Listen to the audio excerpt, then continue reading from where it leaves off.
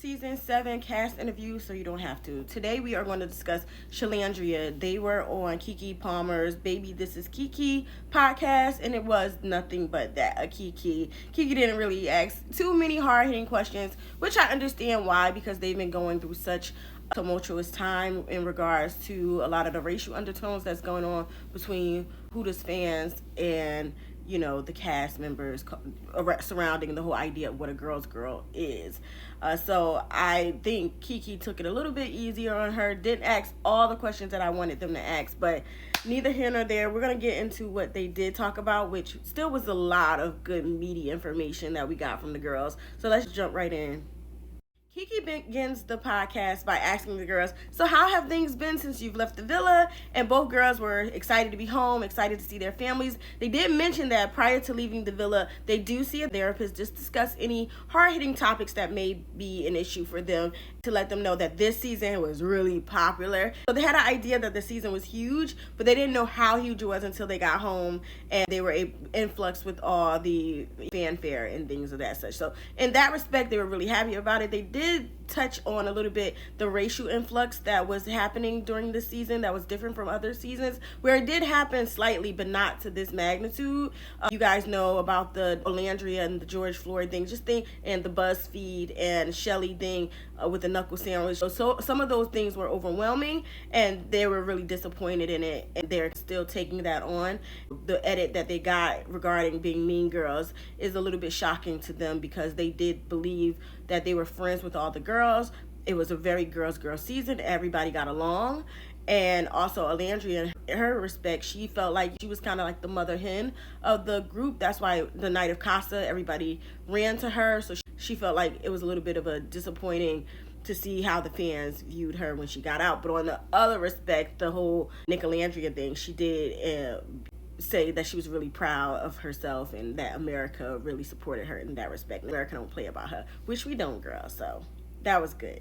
Shelly discussed dating in her inner circle, and prior to coming on Love Island, she didn't really date much. She just dated within her own community. This was like helping her broaden out her horizon. She did confirm that she did not know Ace at all, so she kind of put that rumor to bed as well. Olandria, on the other hand, Keke gave her a compliment saying that she represented black women really well. She loved how poised she was. She was like, I'm sitting up straight. She's discussed how the posture, the mannerisms, and just how eloquent and elegant that Olandria held herself and how poised she was. Olandria, in the same respect, mentioned that she had been invited on the show 3 particular times, once in 2021, once again for season 6, and then she decided to come this time for season 7, which she says she doesn't regret. Even with all the backlash, she doesn't regret coming on, because it was something that allowed her to get outside of her comfort zone. If you guys watch Chellandria's live streams, she always mentioned how she was an Alabama girl and didn't have access to a lot of things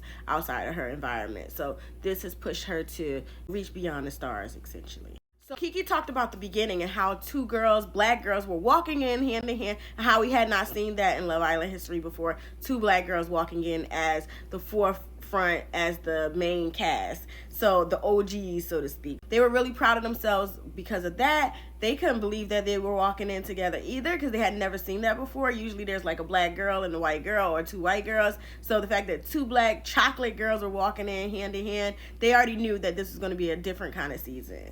They said essentially the day-to-day life in the villa was wake up, makeup, and breakfast. And Keke jokingly said, you guys were like Sim characters. They were like, pretty much. And Shelly said the only thing that her dad asked her to do in this whole season was to remain pure. And in a sense, she kind of did. She obviously is Love Island. But within the context of Love Island, she did remain fairly pure. Speaking of remaining pure, Austin and her relationship, she said that was actually a really pure relationship too. She really authentically liked Austin. Like she said, one day she was sitting on the toilet and she returned to Olandria when she left out of there and was like, I think I like Austin. She just said he's a crack up, he's a good guy. And I think we all can feel that as well. And I know he has this controversy of being accused of being MAGA and not liking black people, though he said that tattoo on him was a black girl. Hilarious. I like Austin. I don't get into the politics stuff. It's like working with a coworker. You don't talk about politics to coworkers because you just there. So you either end up liking a person or not liking a person. And essentially, this is her coworker for the summer. So I think she had a good time. They did jumped around a little bit. The interview wasn't extreme lined, so they didn't go like start to finish. It was kind of like Keke more so asking questions. So they asked her, "What did you feel about your elimination with Ace?" She said, "I found my person. I came out of here looking for what I was looking for. I'm very pleased with my relationship with Ace, and it's real. That's my man, my man, my man." Essentially, is what she said. So I was pleased to hear that they're hanging on and they're a strong couple, and they see themselves, making things work. And he lives in LA, she lives in Florida, and she does have bigger dreams for herself as well, similar to Olandria. So they're both thinking about moving out to LA. So that would be something that I'm sure Ace would be very thrilled about. Olandria talked a little bit about Taylor as well. She mentioned that he was just a wholesome cowboy. When he was so nice and kind and bringing tea to everybody, the edits of Taylor didn't do him justice of how kind and sweet and charming of a man he was. He really took on the figure of a loving person. Left us with the impression that Taylor, 10 out of 10, was a good guy. She didn't see the red flags that we saw on camera. It was obviously with some red flags. Come on, guys. But she didn't necessarily see those because she was in there. And she felt like, in terms of their relationship and their chemistry, he would always compliment her and tell her how beautiful she was. So she was kind of blindsided by the edits when she finally got out and saw some of them. When he said he wasn't attracted to her, she said she would never be with a man who didn't find her attractive. If he had just communicated to her, they could have just been really good friends. She said Taylor's a great guy. She still would want to be friends with him. Shelly also addressed knowing Ace before the villa. She said that was pretty much absurd as well. She said she lives in Florida, he lives in LA. They met out one night. It was literally like a Cinderella story. If anything, she thought that's how it would have been captured. And even the first night, he said, I think I know you, because he did know her. But in terms of knowing him on a deeper level, absolutely not. She said she just knew some of the cast members because they had the same photographer or they were in the same influencer crowds. And that's what she meant by they know each other. The same way she knew Adriana, the same way she knew Amaya, the same way she knew a few of the cast members because of the same management companies and things like that. My personal opinion, I think they need to start getting like less influencer people and maybe try to go more towards people who are actually casted through how they did Jalen, more Jalen's, more Bergie's. I don't want to squeeze in this because it's getting a little long, so we're going to do a part 2 on this. Of course, we had to do a part 2. Come on, these girls had all the chat. And they were being pulled for a chat. It was a long chat, long kiki. So if you guys haven't already, please don't forget to follow me. This is some work to come on here every day. Show some appreciation to your girl by just hitting the follow button. It is free to do. Also, if you haven't already, follow me on YouTube, Blue Sky. I'm everywhere, y'all. There's also a YouTube link in my bio, so you can follow me there as well. If you haven't already followed me on TikTok, I appreciate all the love. And I will see you guys in part 2. All right. This is part 2 of the Chellandria interview on Keke Palmer's podcast, Baby, This is Keke. Keke jumped right in with the challenges. She asked the main questions, the germs, which I felt like laughing. I was like, that is such a question that I would have asked. Like, nasty. As Raven Simone says, you're nasty. So, I'm happy she asked about that. So she said the main question is, how'd y'all deal with germs? And Shelly just essentially said everybody had been tested before they came to the villa. Olandria confirmed this and said, I wouldn't have been touching nobody if they weren't tested and cleaned and things like that. Even though we did see Austin with that nasty. But Austin also, I saw one of his interviews, and he said that was just like a pimple. It was nothing like that. Like, again, the fans being this season off the chain. That's what he summed it up to. So they said they're all clean. Also, Shelly did confirm. She said they also asked everyone for consent if they were okay, which to me kind of proved Chris's point on that whole situation with the stand on business heart rate debacle. So she did say that everyone was asked for consent, but I don't know if they were asked for consent per each challenge. That's something I would like to clarify, or if it was just if Chris and Shelly are both referring to like a consent form that they filmed throughout the application, because according to Shelly, the application was like this bomb. It was humongous. One thing she mentioned with Ace, she said he's a really huge lover. He was hugging everybody in the damn villa. So when he came off with that cold edit, don't touch me, I think that's just because of how he treated Amaya, which we really weren't fans of. I wish he would have asked about that treatment as well. But I have a feeling that even if she asked those hard questions to Shelly, Chelly would have gave a PR answer like, I can't answer that. You have to talk to Ace about that. Because, they were being very much P's and Q's in this interview, which rightfully so because they see so much backlash. So they really are in a situation where they're damned if they do, damned if they don't. So they don't. She then talked about the stand on business challenge. She didn't really talk about the stuff we wanted to know, which is the mamacita of it all with Chelly, but she did focus mostly on that blow up with Olandria for just finally letting it out because she said as black women we come across so stoic and always put together. Sometimes we're just holding on, and it's just we have to allow ourselves to be more free to let things out instead of letting them build and build and build. And that's when you have an Olandria type of blowout. And that's essentially what Olandria agreed to as well. She felt like she had been holding it on. People just kept playing in her face. And she had just got sick of it and had to let everything out. And within that, she did ask a little bit about Clark and Clark mocking her and things like that. What she said is that she just found out about it. She kind of wished that Clark was a mean girl, so she could have been a little bit more mean to her. But she said Clark was really kind, so she didn't really have anything bad to say about her. She just said she was surprised by some of the edits she's been seeing with Clark mimicking her. In my personal opinion, I just think when they said, good morning, Islanders, and Clark said, good morning, Islanders, it was a little snarky, but it was also like, you coming after my man, I got to be in competition with you. So I think that was what was fueling that, and I still think Clark is a nice girl. But overall, she didn't make a big deal about it. It seems like if she saw Clark, they'd be friends, they'd be down to hang, and obviously they're not going to be besties, but she seems like she respects the girl, and I think it goes back to Clark being just a nice person in real life. So essentially, nothing to see here. Only little shade I will say that came out of that segment is when Olandria said, "My body's natural.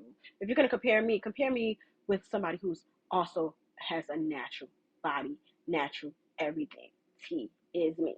Body T, face T, check. Clark it." Then go back into the stand on business challenge with regards to Chelly and Mamacita. And Keke asked, what didn't we see in the heart rate challenge that made you address Mamacita in the stand on business challenge? Chelly essentially said, we were walking around on eggshells for the whole entirety of her experience with Jeremiah. So the fact that now you're not going to show me the same grace when we're friends and you were freaking out over the bombshell and I'm finally starting to build a real connection with this man and I really like him. We're not closed out, but it's like my feelings kind of got involved in it, and we respected you not to cross the line with Jeremiah, but you didn't respect us in that same vein. So this is something that it's potato patata. I don't think we're ever going to get to the end of it. You're either going to be a team Huda on this or you're going to be team Chelly on this. I'm somewhere in between. I don't have a dog in this fight. I just feel like in the situation, everybody handled it poorly. I thought we had moved on. I thought everybody had apologized to one another. And I thought they left the villa on better terms. And I don't like the fact that things have been such reignited in a way on social media. I don't feel like the racial things are necessary because I don't feel like the crime fits the punishment when it comes to Chelly and Olandria. I don't think the treatment that they're getting and the hatred that they're getting should be put out there, because what they did, even if you think they were mean girls, them checking Huda in a certain way or saying that Huda went too far and trying to get her to have accountability does not mean that they deserve to be George Floyd. And that's why I think it's never going to be oh, are you Huda or you Chelly? I'm right and wrong. It is wrong. It's just wrong. It's wrong how far the fans have taken it. Wrong. Also, in that same respect, Chelly mentioned calling CPS on people's children in terms of Mamacita and what's happened with her. Things are just too far, and it's taking away the entertainment aspect of reality TV. You guys are pouring this into their real lives, and I think that is just so sad. A little bit about Nick Olandria shortly after this. And again, the stand on business challenges and things, there's not going to be a resolution. Maybe they'll resolve it in August for the reunion. But let's move on. We're going to talk a little bit about Nick Olandria. And when Nick said that you're the most beautiful girl I've ever seen, and I believe he meant it, I'm Team Nick Olandria. She essentially saying what she's been saying all along. If you guys watch my Nick Olandria review that I did a few weeks ago, I kind of discussed what she said about them two. She said reiterated a lot of the same things, essentially saying that there was chemistry there. She kind of didn't want to jump into it because of the Sierra situation, which they did mention a little bit about Sierra. And Chelly said she's spoken to her and she wishes her well, but Olandria said she hasn't spoken to her and she was very considerate of her feelings, and that's why she didn't want to explore Nick at that particular time. But now, how things just kept panning out and they just kept being brought back together in America, shipping them back together, she decided to just allow things to unfold naturally. And that's what they're continuing to do. Take things slow and let things unfold as they may. I wish them all the best. I don't want to put any pressure on a relationship. So I'm one of the Delulu Nicolandria fans myself, but I want them to do what they want to do. About how genuine their connections were in the villa. It was a really unproblematic interview, really. I don't know where all the drama pieces and the dink pieces are coming from. It was really unproblematic. They had a beautiful connection with the girls. It was ideal vacation vibes for them.